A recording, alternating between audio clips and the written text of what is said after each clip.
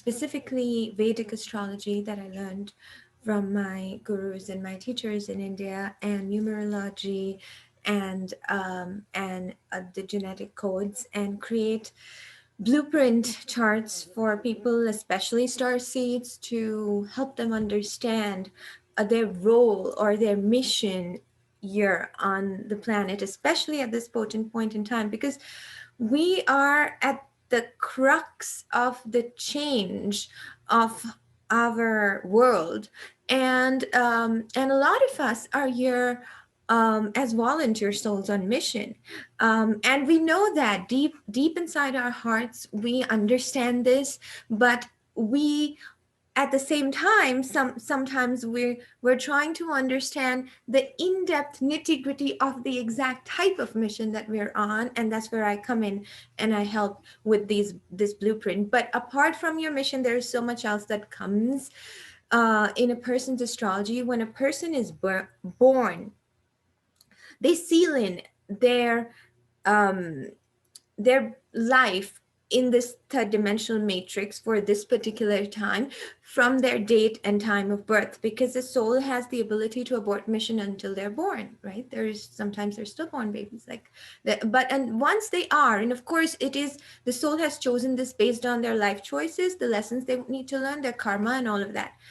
But once they're born, then that pretty much is, their circumstance, and that seals that in. However, there is many ways to navigate it, and this is not to say. I would love to explain this. This is not to say that your choices are limited, but there has to be a structure, right? Because if nobody had a structure, can you imagine? Like none of us would know what we're doing, where we're going. So the soul chose the structure for themselves, and that structure is this particular astrology, and then we have the Akash, the beautiful Akashic records, which is, just to explain for those of you who are not familiar, the Akash is the journey, the book of life, of the journey of the souls across lifetimes. So it is a different type of blueprint where it is what your trainings have been as a soul across different timelines and lifetimes. And the Akash usually reveals a lot, and why we carry certain subconscious belief systems based off certain past lifetimes we've had. And then, with the grace of God, the ability to clear the Akash, which actually puts a starseed or a volunteer soul on their highest timeline, on their mission, because otherwise there's so many lessons. Whenever we are going through a lesson, we go through circles, right? So we're going through these circles, and going through all these ups and downs, and that throws us off mission, and then to bring us back, and so just the clearing of all of that will help our subconscious belief systems to be released. And a lot of us who are volunteer souls, a lot of us who are, sacred, um, women, and even men, but more so in the feminine, have had the wounds of the divine feminine. We have had wounds that others may not have had. So our life trajectory is very different, and as such, we need assistance in clearing those wounds, because lifetime after lifetime, when a volunteer soul comes through, and I'm going to go into a lot of depth about where the origins of the volunteer souls as well in today's, today was. As I was sitting with the Pleiadian Council, they wanted me to talk a lot about um, our soul's mission from the Pleiades, and from Venus, and from the Sanat Kumar bloodline. That's what they wanted me to talk about, and the seed of life, the seed of the soul, and then talk about the astrology of the equinox. And I'm going to get into all of that. But this is more than this. This is about the coming of this age and the era and what it brings in. So today is not just about the equinox, but what we came here to do, and why now is the most important time. And there's a reason we're talking about this today, because this equinox is when some astrologers believe is the beginning of the Aquarian age. There is a debate, and some believe that came in on the solstice of December. So the idea is that what started on the solstice sealed up on this equinox, and so we are moving into this new age, and that is why as some of us were sitting together, we got this beautiful divine download that we need to do this event today. And as I looked into the astrology, if it had made now it makes perfect sense as to why we're doing this today, right? So coming back into the mission of the volunteer souls and who the volunteer souls are. And then in the end, I'm going to take you through a meditation. So please stick around because we are going to bring in the the threefold flame into the heart, which brings the balance of the masculine and feminine, because the equinox is the day all about the balance of the masculine and feminine. So that's what I was guided to do today. So we're going to go through this. But so let's start with a little bit about, again, the history of the volunteer souls, right? So the volunteer souls, um, this is the belief of the 144,000. I know that some of you are familiar, but I'm going to go into a little more depth because there is some channeling that is coming through. And for those of you who are not familiar with the history of the 144,000 volunteer souls, here it is. I call in my Pleiadian brothers and sisters to be present in this circle today. I call in the golden and silver angelic light, the light of the ascended masters, the faithful flame, the seed of the primordial, to be present, and the council to be present, and in our presence today. Call in the four directions and the four elements. I call in Father, Son, and Mother God. As we open this sacred circle in ceremony, and the circle is now open. So let's talk about the primordial seed of life. The seed of life and all its creation. The purpose of life and all of its creation.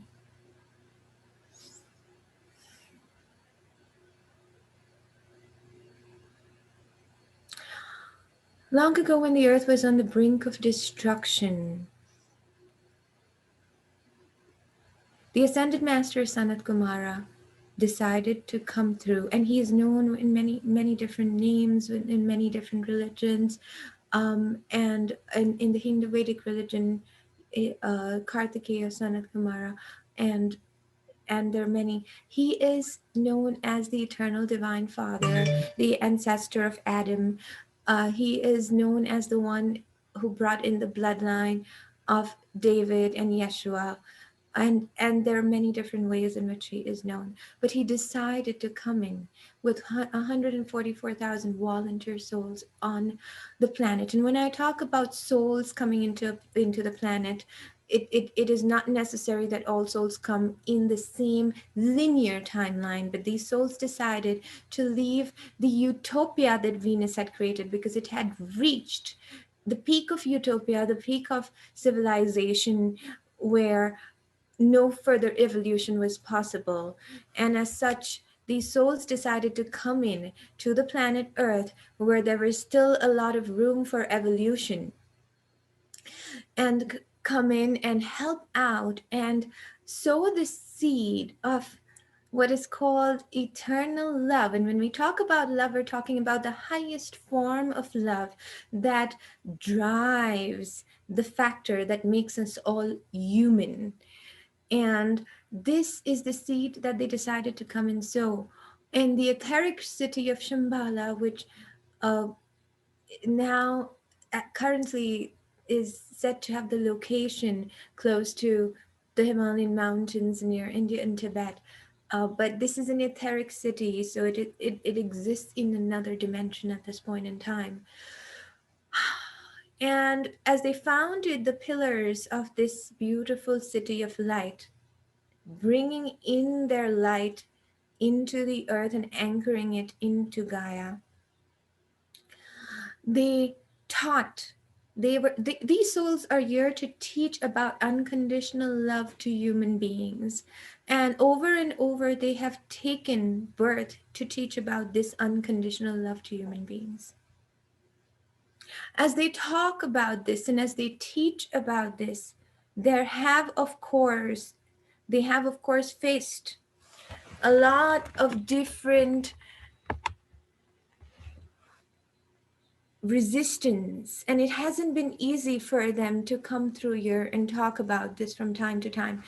Some of some of the volunteer souls have also kind of withdrawn and said, I just believe in this, but I may not talk about this openly to others because it is too painful. Some of them have felt the difference between them and the other earth souls, where they have felt that all the unconditional love that they have been given has not been reflected back to them. So there have been many different ways in which these souls have felt that, but this is to remind you that your mission is still that of bringing in the seed of the primordial love and passing it on. And remember this, that when you are here to teach something, of course you're energetically different from the ones that you are coming to teach. And that is why you are here to teach them. Just remember that the most important thing is the mission to be able to teach. And therefore, at this point in time, we're all going through a throat chakra clearing so that we're able to once again bring in these energies back and voice them. A lot of you that I have been talking to since the solstice in December have been going through clearing of the wounds of the divine feminine through which you're opening the throat chakra. Different triggers, but the same theme.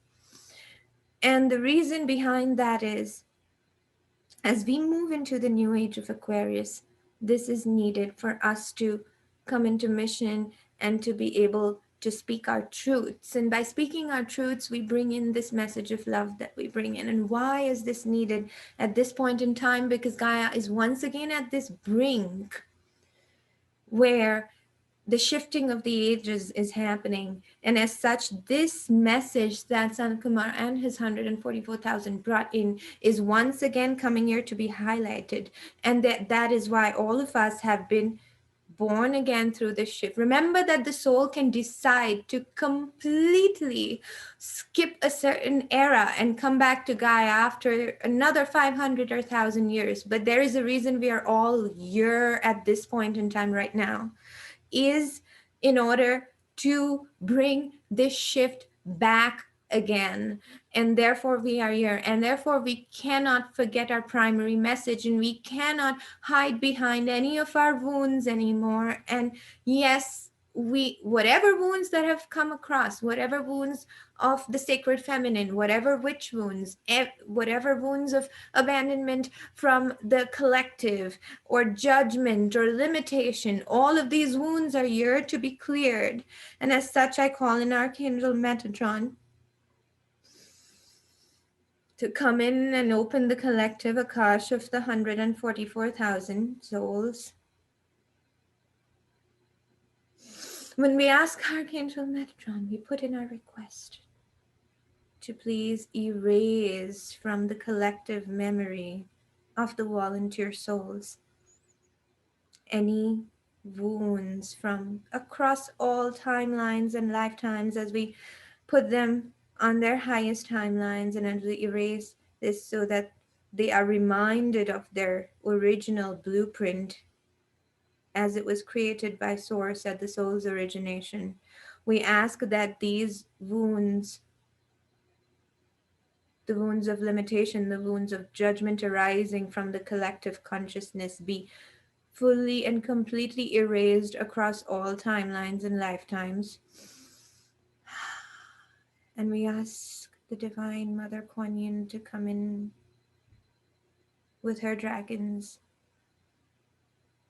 Mother of Mercy, Blessed Mother of Mercy, we thank you for your presence in the beautiful gift of the release of unjustified karma. And we ask that all the unjustified karma of the 144,000 be redeemed and released as of now, and in whatever linear timeline that they give the permission to do so. We ask that this be done in accordance to divine will of the Creator and all the species. And I ask that anything done in and through my conduit be done in accordance to divine will. But we put in the request to release the unjustified karma of the 140 souls so that they may once again be put on their optimal timeline whenever they are ready in this linear time. Whenever they see this audio as they are guided, we ask that their unjustified karma be released so they can once again come back onto their higher timeline and on mission. Thank you so much.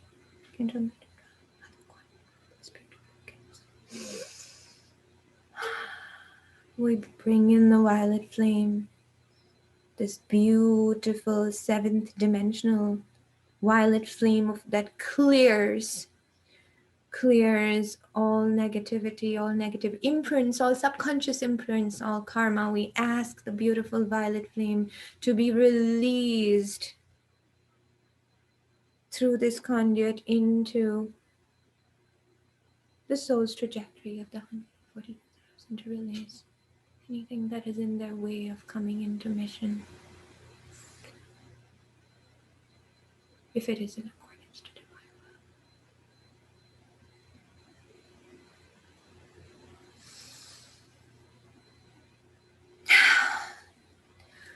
will. And as you breathe in these energies, feel the clearing happen through your body, your mind, your spirit, your soul star, and your earth star to release all wounds of the ancestry.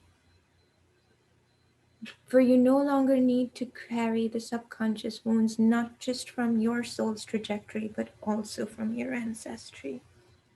A lot of us come here to clear our ancestries. A lot of us volunteer to be part of families that need healing. Understand that you need to now come out of all feelings of victimhood as to why you were born in certain families, and understand that you need to come out of this simply because you were the brave soul who came here to not only clear your own soul's trajectory but also your ancestry. I urge any of you that are so guided to reach out to me. I will put in my details at the end, but please reach out to me, for I can help you with your individual clearing of Akash as well as the ancestral clearing. But this is very important to completely, at this point in time, cleanse your DNA.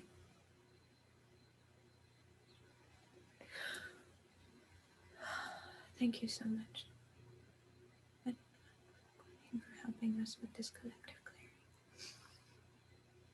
Okay, I am now going to talk a little bit more about the lineage. So the seed of love that was brought in by under the guidance of Master Sanat Kumara and Lady Venus from Venus the origins of this is from the Pleiades through the great central sun. So we're going to talk about the feminine divine mother of the Pleiades and the divine father of the great central sun as we bring in the threefold flame towards the end. But right now I want to talk a little more about the lineage. So as these 144,000 souls came in and as they started distributing their seed, their primordial seed of love, this was distributed in various ways. I'd like to talk about the origins of the seed and a little bit about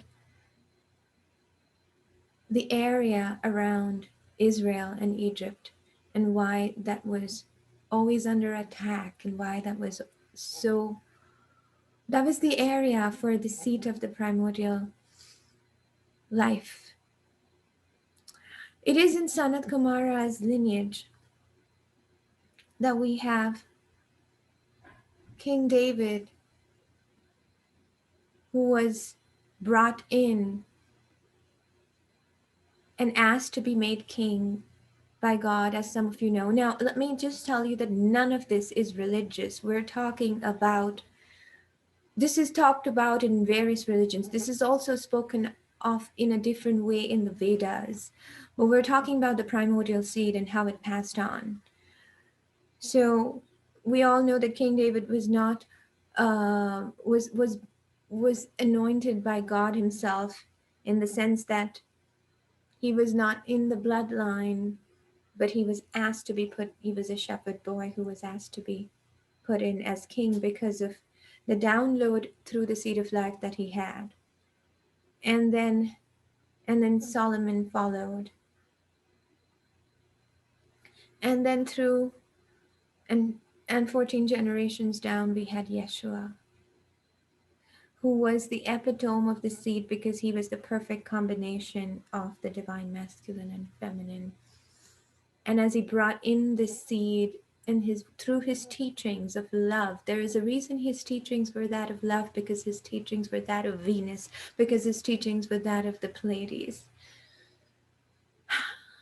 It is only this unconditional love that distinguishes all of us from and makes us human from every other species on this planet.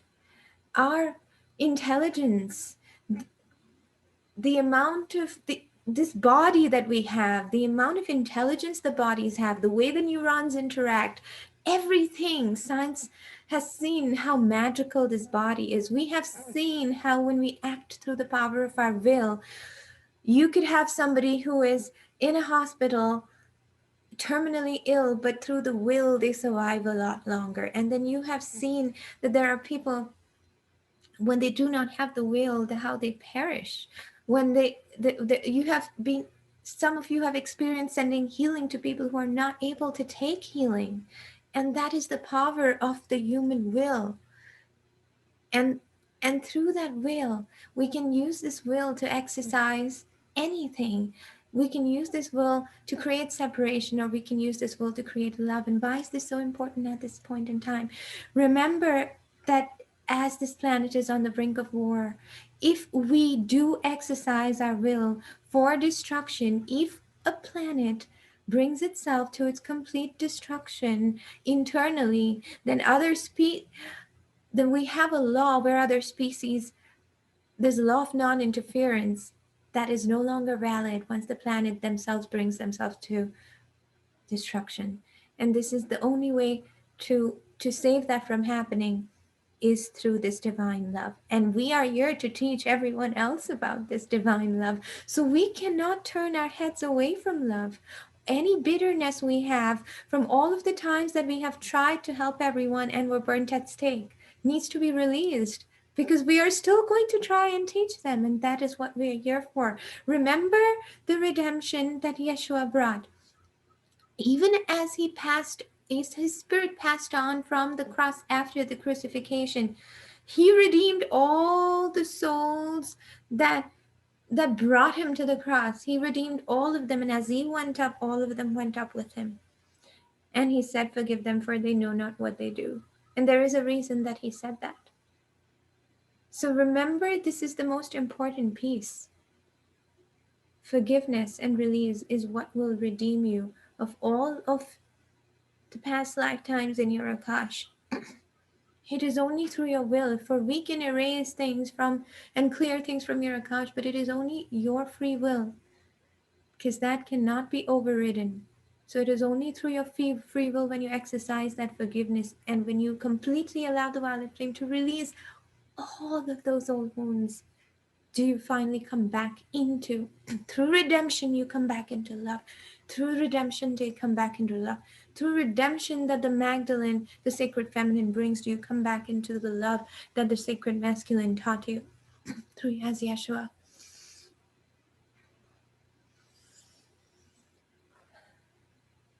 In the Vedic religion, Sanat Kumara is the second son of Shiva and Shakti, the first one being Ganesha. Ganesha is always called in before we start anything new. And Sanat Kumara is the son of Shiva and Shakti. through the divine union of the divine masculine and the divine feminine in their highest forms, the was created the seed of life, which is son of Kumara, who then brought in the seed of life and love into the planet. And as such, every culture talks about it. So why now? So let me talk about the equinox. The word equinox, what does it suggest? The word equinox suggests equality. Equality in what? Equality in how the sun interacts with the earth. Why do we talk about astrology? Why do we talk about these planets? Because Gaia is a planet and as such is not separate from the influence of all of the other planets in our beautiful solar system. On the day of the equinox is when the energies of the divine masculine and the divine feminine are at the perfect balance. The day and night are at the perfect balance of equality. The light and the darkness have equal presence. And that is when we can most exercise our free will through the center. When the forces of light and darkness are equally present, this is when there is opportunity to transcend through our free will into the light from the darkness. Because the external influences are completely balanced.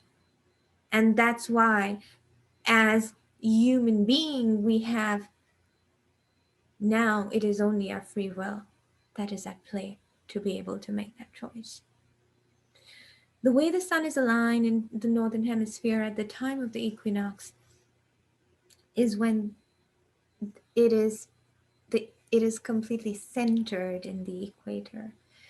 And as such, we are able to see more clearly, more perfectly. So let me talk about the astrology and how that aligns through this equality, right? So on the day of the equinox, anytime the seasons change, they are portals. Anytime we have where day and night meet, where land and water meet, where seasons change, these create portals that open us up to higher dimensions. Okay, so let's talk about how the equinox brings in the age of the Aquarius. And in my opinion, this started at the solstice in December 21st, because I have seen so many powerful shifts happen through then, but the equinox now seals it in. For even those astrologers who believe that it is on the equinox at the age of the Aquarius dawn, this is it. This is it. We are now standing in this time at the brink of the dawn of the age of Aquarius. So let's talk about how the eras change. We're coming. The Earth, just the way we all have personal astrological charts, the era and the age has an astrological chart. So we are every 2150 years, this era shifts. So as you can see, it's a very large timeline that we are shifting. We're moving, Gaia is moving from the age of Pisces. The age of Pisces was when Yeshua brought in the seed of love. The age of Pisces was all about death, rebirth, and transformation, complete transformation of Gaia. And from being a very primitive planet into a planet that sowed the seed of consciousness that was brought in by this era of Pisces. Remember, the first ever animal was an aquatic animal. Pisces is a water sign. It is through the element of water the primordial seed of life was created. However, Pisces also is the age of sacrifice. So anytime the ones that spoke about love had to go through their sacrifices. But that no longer holds true as we move into the age of Aquarius. And since we are still on the brink of the shift, our bodies, our minds are still aligning to this understanding, just about beginning to understand how that is no longer the case. We're just about beginning to understand that every time we speak about our messages of love, we no longer have to go through a sacrifice and a pushback. Because the age of Aquarius brings in the energy of equality, the equality of everyone. And this is why we had so many astrological alignments in 2020 that saw the breakdown. The two main astrological factors that are breaking down the era of Pisces and bringing us in the age of Aquarius is Saturn in Aquarius and and Taurus having going through Uranus and breakdown. So let's talk about these two main things that bring in the age, right? Uranus in Taurus literally means the planet Uranus is the planet that brings in these sudden shifts. Uranus is linked to lightning, these lightning bolts and sudden shifts into Taurus, which is fixed earth, which is Gaia. Gaia is going through a complete sudden transformational lightning bolt shift. That literally is what Uranus in Taurus means. And as it brings this shift, all of these giant structures, because Saturn was in Capricorn a lot of last year in 2020, Capricorn is this masculine structures that have been built over time. These fixed structures, giant banks, organizations, um, any kind of financial structure, political structure that has been embedded, crusted into the earth like a giant building, is going to undergo a breakdown as Saturn and Pluto enter it. Pluto creates destruction. Saturn creates this, is the ruler of the structure, is the ruler of Capricorn. And then Jupiter came in. There was a Jupiter Pluto Saturn conjunction in Capricorn. And Jupiter is like, okay, let me just speed up this process because it expands everything it touches. And it started breaking down these structures in preparation of this new age. Now, Capricorn also represents the masculine. So as the structures of the masculine were breaking down, we were going more into the axis of Cancer Capricorn is of the Divine Mother and the Divine Father. We were going more and more into the Divine Mother's womb. Everybody last year saw a lot of people lost their jobs, and then they started going within and exploring themselves that they had ignored for so long. They're spending more time with their family. Cancer is about home and love and living from the heart, and they started exploring what they want to speak from their heart. There were so many small businesses that cropped up, the businesses of the heart that came in, and and that started happening as well. So we are now, as we move into the age of Aquarius, we are seeing the beginning of starting to truly live from our hearts, and not the 9 to 5s that they told us that we had to live with, that was the only way to live. That all those rules and regulations are breaking down, because the Aquarian age talks about, I'm going to live from my heart and in my truth through love in order to bring oneness to the collective. Aquarius is all about we, us, and who we are. Aquarius is unlike Aries, which talks about me, me, and me. Aquarius talks about us and the collective. Any any soul that is not congruent with working with the collective is going to have trouble in the Aquarian age. We have to all learn to live together in the age of Aquarius. That is one of the most important messages that the age of Aquarius brings in. And through this collective, we are going to move into innovation, because Aquarius is ruled by Uranus, the planet of innovation, sudden lightning bolts. Anytime you get a download, it's Uranus. Anytime a new invention is made, where a sudden idea someone taps into the superconscious mind of the universe through the sudden idea that comes through in the form of a lightning bolt to them, it's Uranus. So there's going to be a lot of new innovation, invention, all of that. And all of that is through basically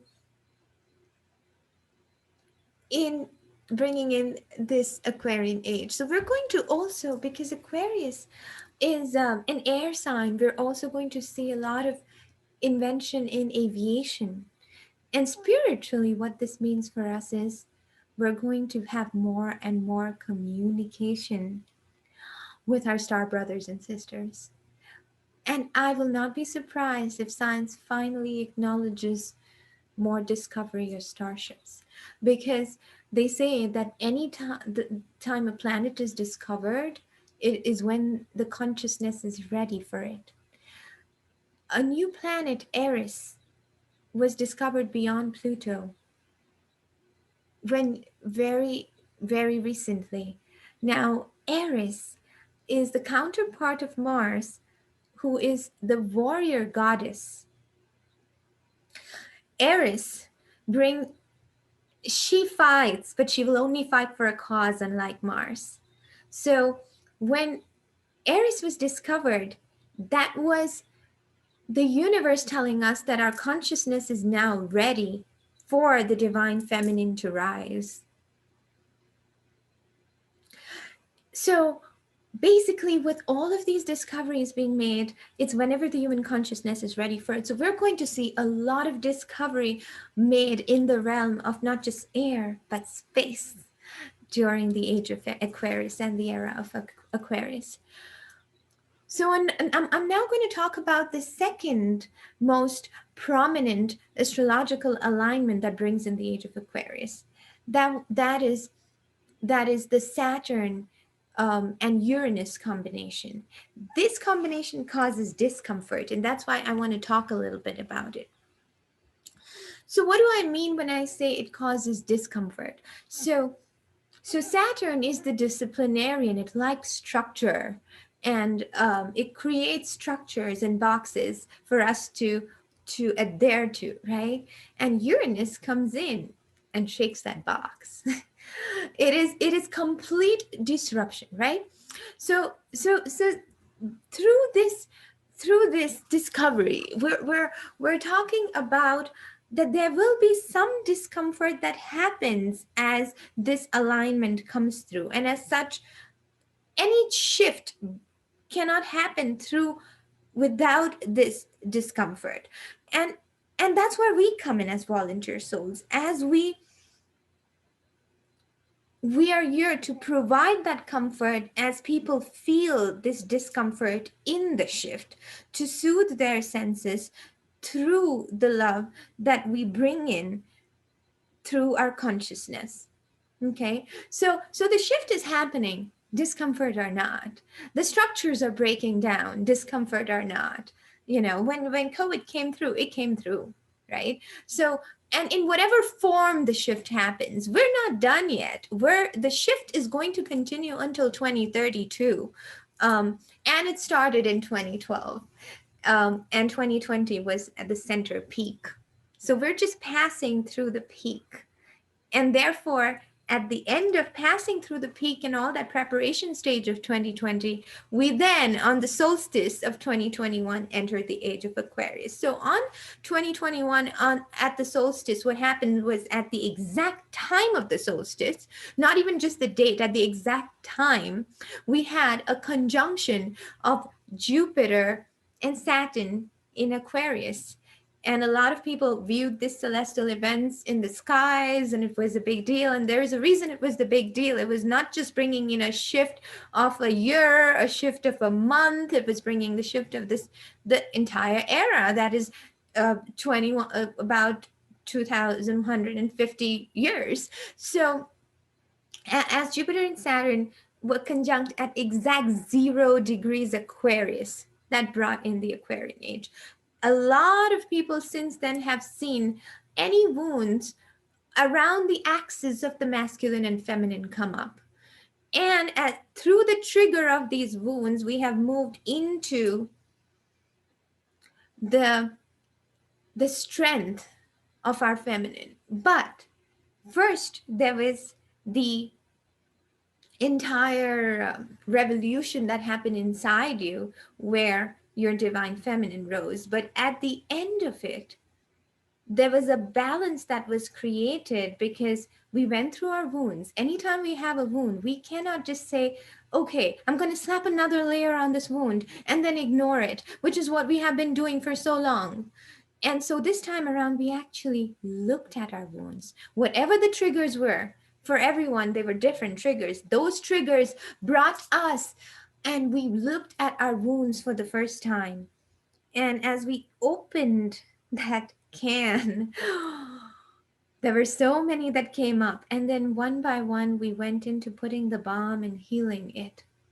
But it is only through the acknowledgement and looking at it that we heal the wounds of across all lifetimes. And some of us are still doing it. And of course, it's a process, and it's going to, a lot of these processes go on for our entire life, because what we're healing is so many lifetimes.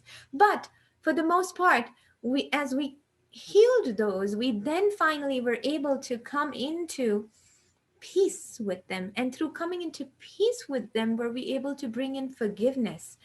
And as we went through that forgiveness, we were then now finally merging with parts of the divine masculine. We were then becoming okay with the idea of the divine masculine.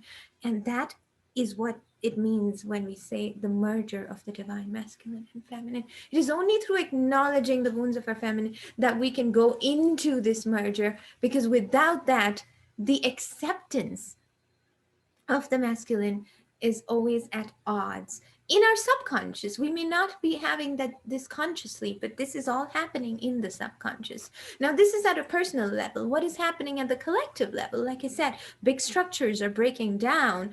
All of the things that are happening in the political stream.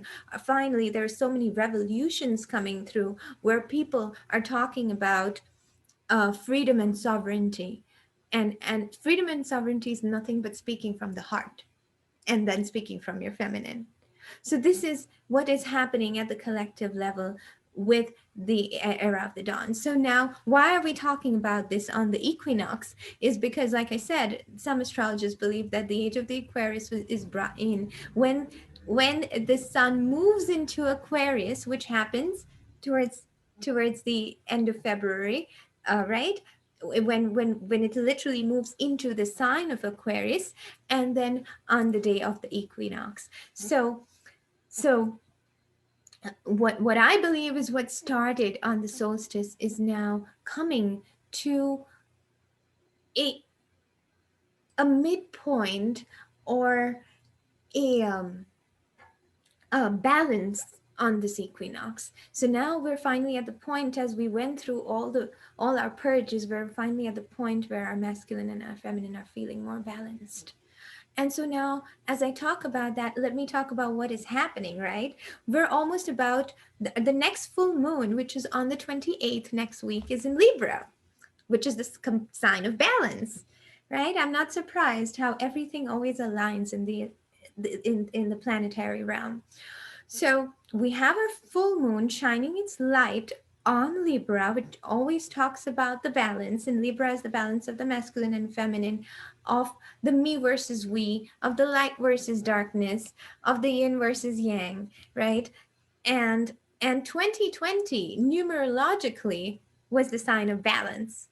It is the duality with the zero. So it was the sign of balance, the sign of clear vision, through the balance that comes through the clear vision comes through the balance. It is through the union of the divine masculine and feminine is when we are in our center point, and through our center is when we see the clearest, when we download the clearest.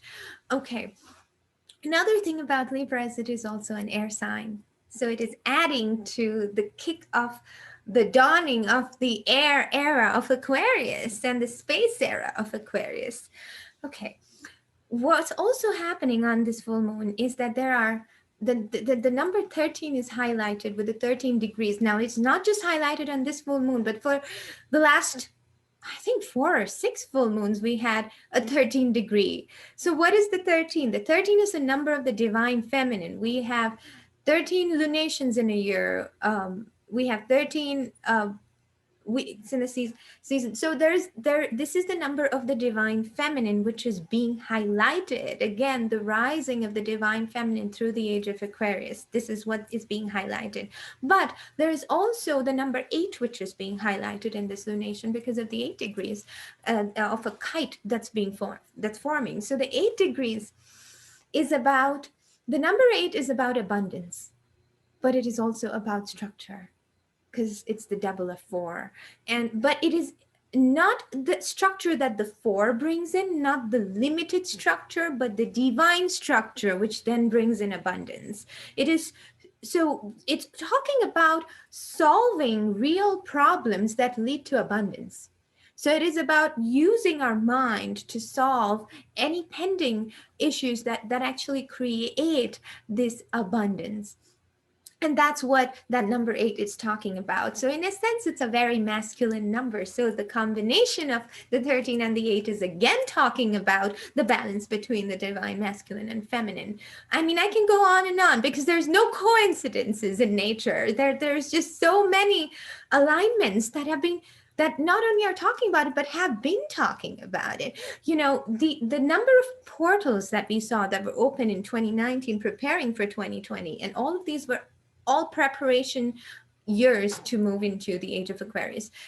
The number of portals, the number of opportunities that we've had have been so many more. Like, I have never seen that many astrological portal alignments in the last 10 years that I've been doing it. I mean, they've been growing and growing and growing. Like, starting the end of 2019 and all of 2020, there have just been, every time I talk about it, I feel like I'm being redundant and repeating myself. Oh, this is huge. And then I'm like trying to explain how it's a different kind of huge, you know? So it's like, I'm not just repeating myself. They are giving us these opportunities for the shift, and everyone in their own linear timeline, depending on what they're going through. It's almost like how our guides are so benevolent. Yes, you're moving right now. You're busy. All right. Maybe next month, you know, you missed that opportunity. Now this one's coming. Now this one's coming. And they'll keep bringing it up for us, and that's what they've been doing. And that's what all these portals mean. Each of them are just as powerful. It's whenever you have your internal shift in your own linear timeline is when it is for you. But it is still my job to explain when a portal comes through. Okay, so now I want to talk a little more about this full moon in Libra, because it's forming a very important kite. So a kite is a very interesting structure because it's a combination of 2 trines or 2 triangles. Now I'm going to talk a little bit more about the trine, and I'm not just talking about the astrological trine, but I'm talking about the triangle, which is the primary geometric shape in which creates all others. So the trine, okay. Divine source through the dimension of oneness, when it splits into the dimension of duality, the dimension of dark and light, masculine and feminine, however you want to call it, that forms a triangle. Divine source bringing its divinity into this duality is what talks about the triangle. And as long as the 2 pieces of the triangle are connected to source, we are in alignment. And that is why the triangles, this is the primary geometric shape. Now, these triangles always bring in light from the highest source into illumination, into the 2 polarities. And the reason we're in the dimension of polarity is that's what creates the 3rd dimensional plane. That is why it is called 3rd dimensional. And it's through the polarity that we have our experiences. It's through the black and white that there are all these shades of gray that we come here to enjoy. So one more important thing that they're telling me to tell all of you volunteer souls is that for any of you who have wondered why have you come here, and why do you go through this every time you try to sow the seed of love? Why do you go through this so-called crucifixion? I want you to understand that it was your choice. There's a reason we're called volunteer souls. So why did we choose this? Because in this dimension of polarity is the dimension of experience that we could never have in our dimension of oneness. This experience to feel to the fullest, to to see all the different colors and try all the different foods and to experience all the different emotions and to create with our hands and to actually see our creation come into fruition. It is this experience that we chose, and the moment we understand that we are creators of our own life and we go into creation, we finally see the magic. So it is when we release the victimhood and understand that we made this choice because we wanted to enjoy for our own selfish reason of experiencing this third dimensional plane. You're here because you chose to be here, and there is a lot of beautiful things to experience here, and you're going to go back before you know it, back to source in the dimension of oneness. So while you're here, may as well enjoy it, right? I mean, it's not like, how long are you going to live anyway?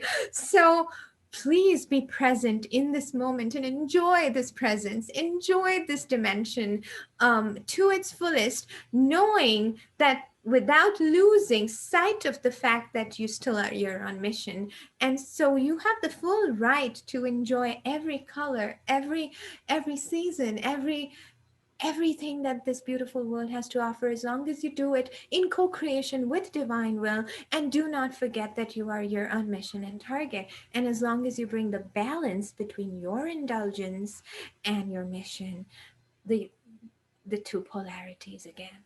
And it's all about bringing those two aspects in balance. And again, we're talking about balance on the day of the equinox. So coming back into the triangle.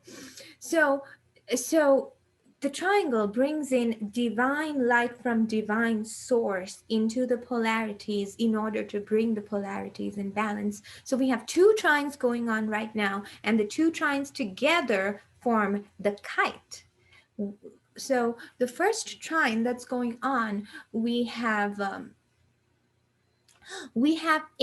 Mars-Saturn trining the moon.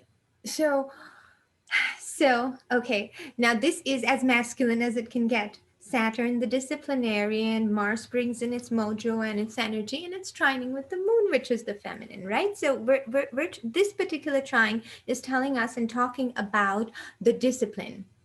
It is talking about, yes, it's beautiful to be in your feminine, but without that discipline that the structure creates, and without the energy of Mars, which we use to actually bring our idea into action, our idea is just going to remain an idea and it's not going to be actionable. So that is what it's trying to tell us. Use your intuition that the full moon highlights, use the balance that the full moon in Libra highlights, and bring in the energy of Mars and the structure of Saturn to create what you need to create. That is your first trine. Okay. The second trine that we're having is the trine of the sun, which is opposing the moon during the full moon lunation, and is with Venus in Chiron. So, through healing the wounds of our divine feminine, as the sun shines light on it, and the portal of the sun and the great central sun is giving us the strength to completely let go one final time the wounds of the divine feminine.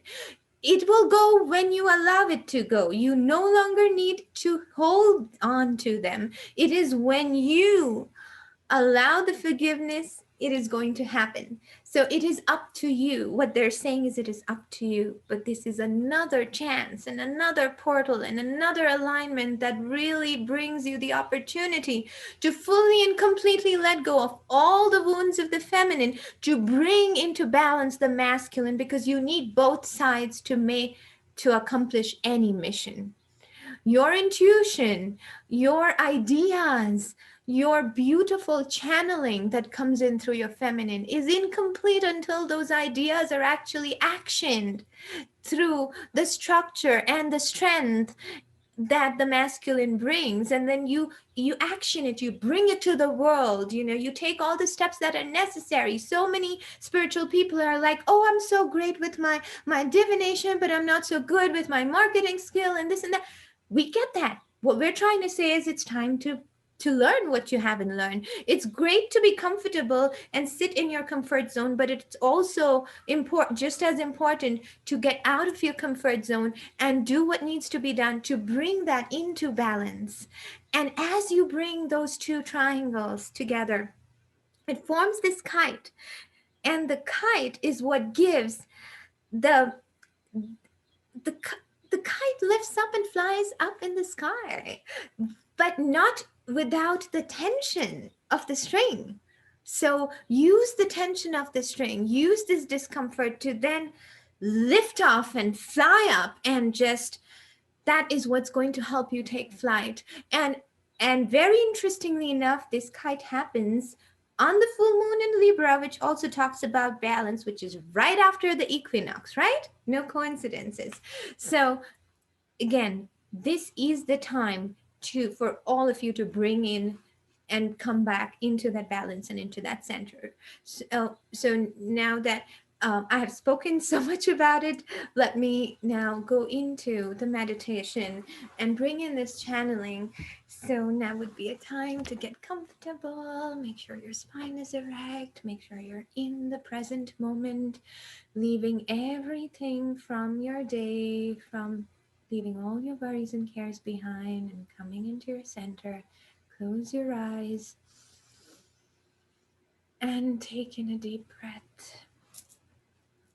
And now I call upon the energies of our beautiful Pleiadian star brothers and sisters, our Venusian star brothers and sisters, to come in and be present with us now, to provide us with whatever is needed to bring us into complete balance in our centers on this day as the stars align the balance.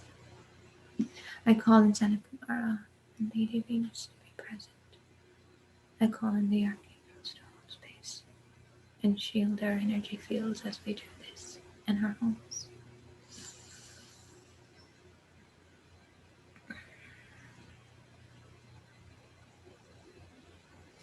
Take in a deep breath and drop your consciousness from your head, where it is right now, into your heart. You may want to put your hand on your heart if you feel comfortable, but let your consciousness be inside your heart and only your heart at this point in time. Let your entire focus be on your heart. And as you enter your heart space through the door, we go into the very center of our hearts, where we find our divine spark, our divine flame, the seat of our consciousness. Connect fully to the seat of your consciousness at this point in time.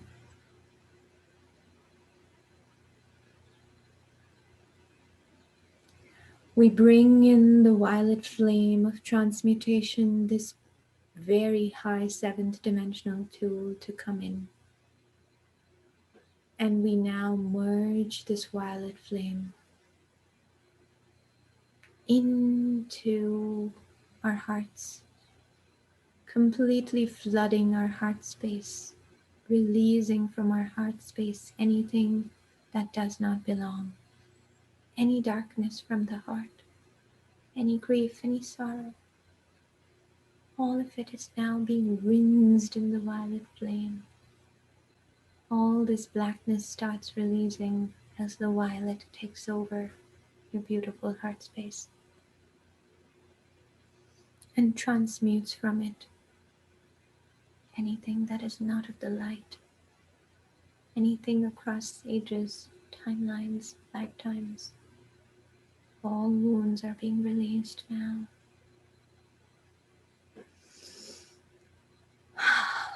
And this violet flame surrounds the spark in the center of your heart,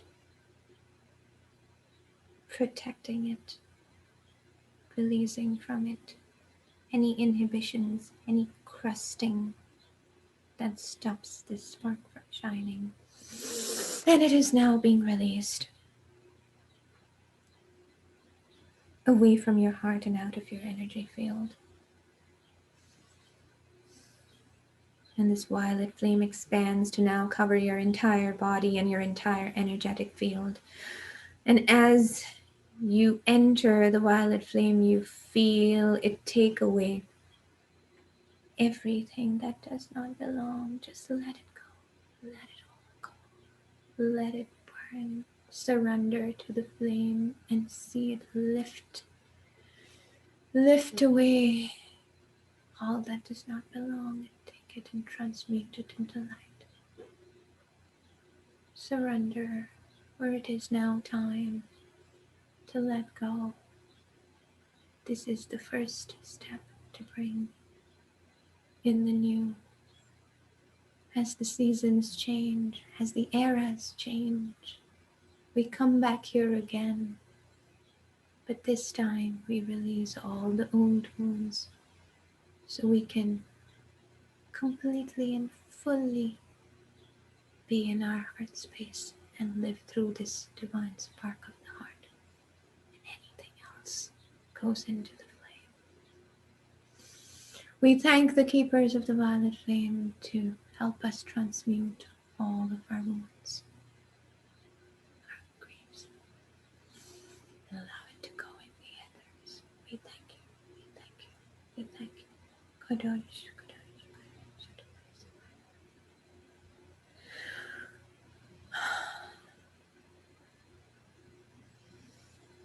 And as you breathe all of it out, we now send our attention back to our flame in the center of our heart, our divine God spark. And now we prepare to merge our God spark with the divine, and in preparation, we are being sent the energy.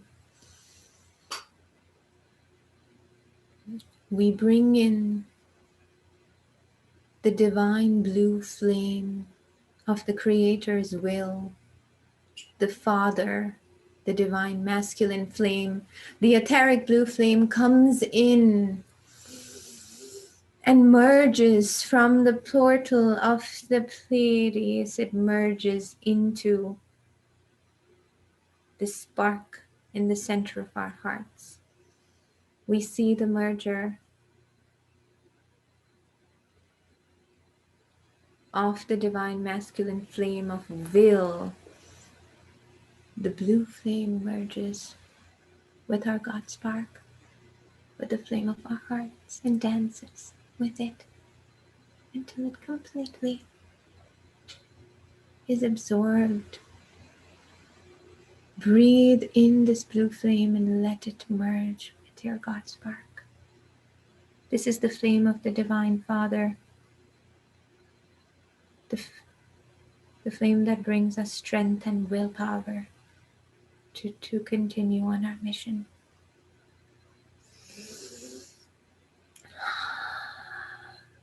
Goes in through your crown, through the portal of the Pleiades, into your crown, and then into your heart, and merges with your heart space.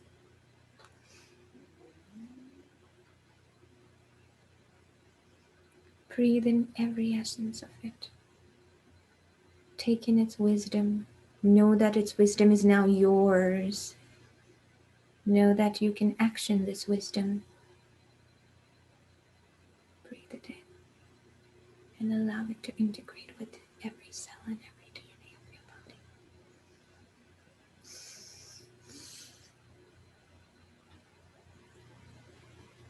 We now bring in the pink ray from the Pleiades portal, the ray of the Divine Mother, the ray of the Divine Feminine.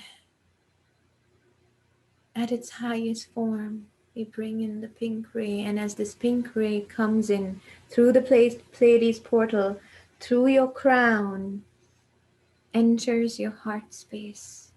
See this pink flame merge with your divine flame, and see your divine flame absorb the pink flame, so you're completely covered in the love of the Divine Mother.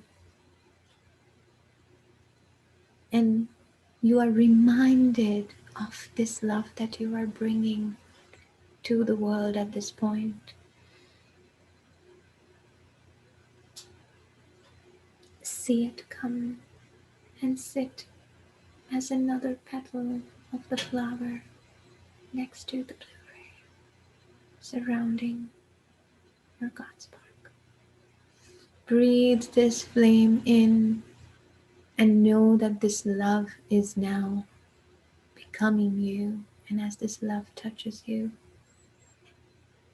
any old wounds of the feminine are being released, redeemed, forgiven, and transmuted. Where there is only love, and love is all that is real. We now see this pink flame of the Divine Mother merge with the blue flame of the Divine Father and merge with the God spark of your heart. Breathe it in and send it to every cell, every DNA, and allow it to register this balance.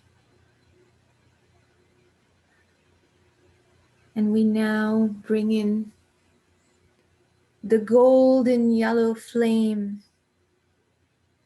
of wisdom from the Pleiades portal through the great central sun, through our sun. When Father Sun sends this golden ray that is beautifully coming in, entering through your crown into your heart space. And this golden ray comes and touches your God spark.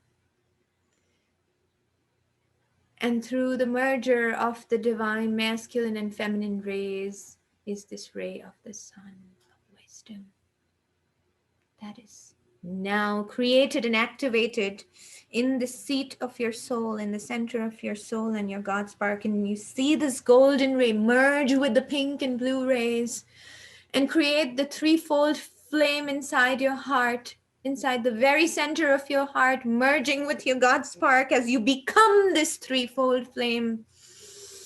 And as you merge with this threefold flame, it is now being imprinted in every cell, every DNA of your body.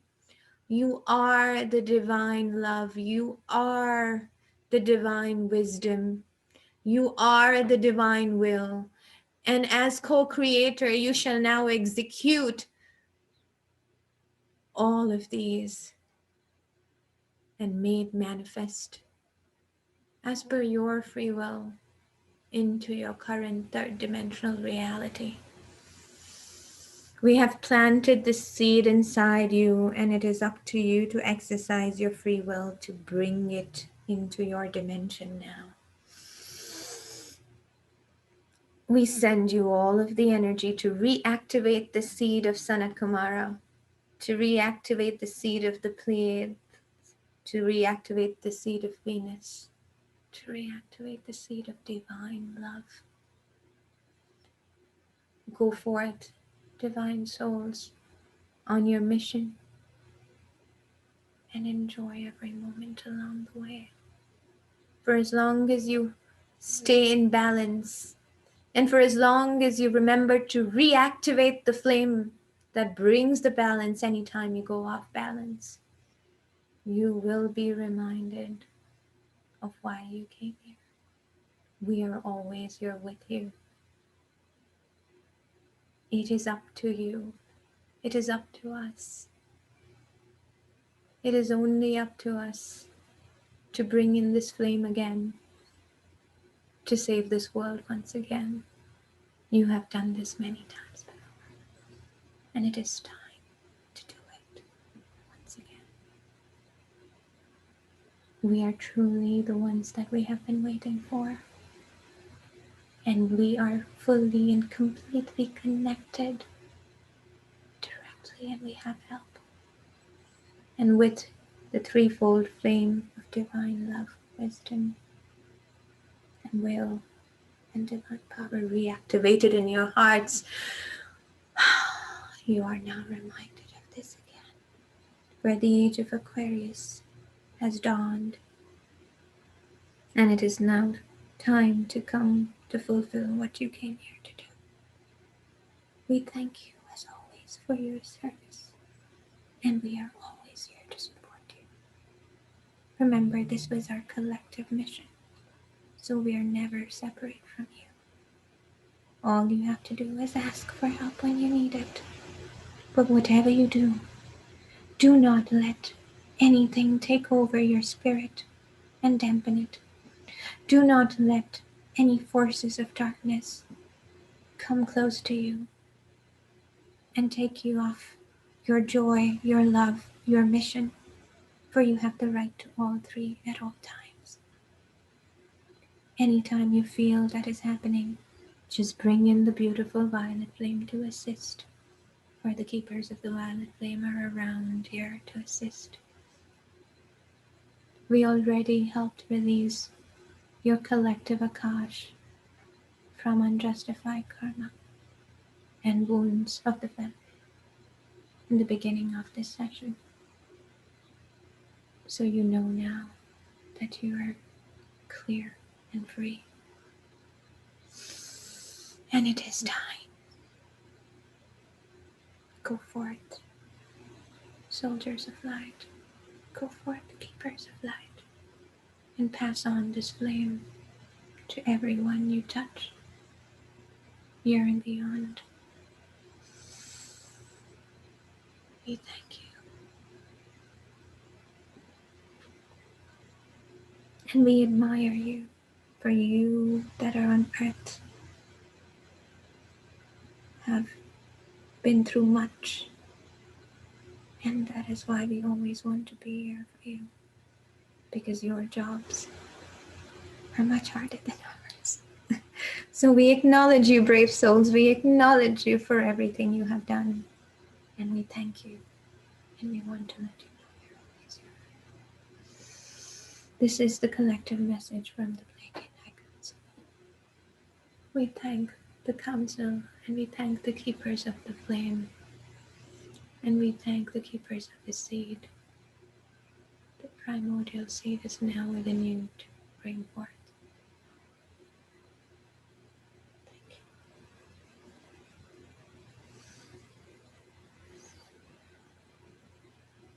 you. Know that what has been transmitted now will continue to unfold over the next few days. So be gentle with yourself and allow whatever is coming through to come through.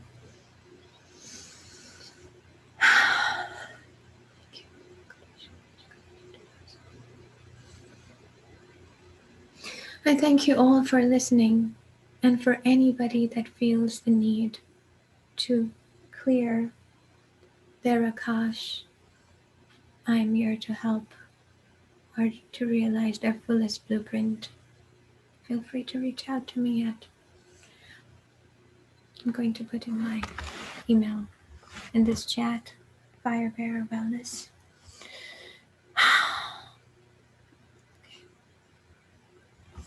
Thank you again for being with us, and for on this day, for your support, for your love, for everyone that came through.